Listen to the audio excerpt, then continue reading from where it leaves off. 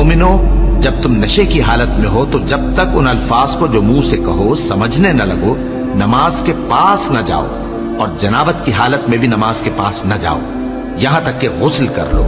हाँ, अगर बहालत सफर रास्ते चले जा रहे हो और पानी न मिलने के सबब गुस्ल न कर सको तो तयम्मुम करके नमाज पढ़ लो, और अगर तुम बीमार हो या सफर में हो या कोई तुम में से बैतुल खला से होकर आया हो या तुमने औरतों से मुकारबत की हो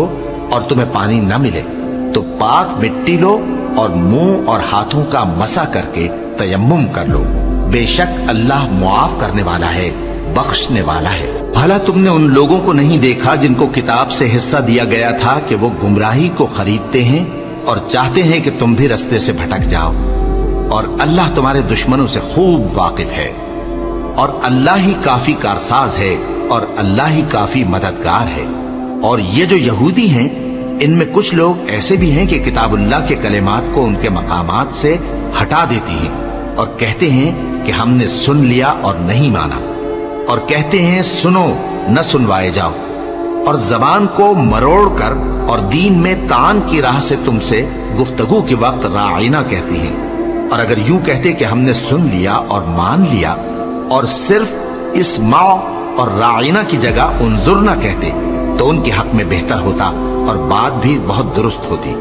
लेकिन अल्लाह ने उनके कुफ्र के सबब उन पर लानत कर रखी है, तो ये कुछ थोड़े ही ईमान लाती हैं। ऐ किताब वालों, कबल इसके कि हम कुछ चेहरों को मिटा दें और फिर उनकी पीठ की तरफ फेर दें या उन पर इस तरह लानत करें जिस तरह हफ्ते वालों पर लानत की थी, हमारी नाजिल फरमाई हुई किताब पर जो तुम्हारी किताब की भी तस्दीक करती है, ईमान ले आओ। और अल्लाह ने जो हुक्म फरमाया सो समझ लो कि हो चुका।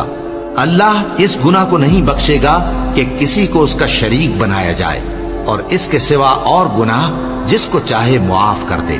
और जिसने अल्लाह का शरीक मुकर्रर किया उसने बड़ा बुहतान बांधा।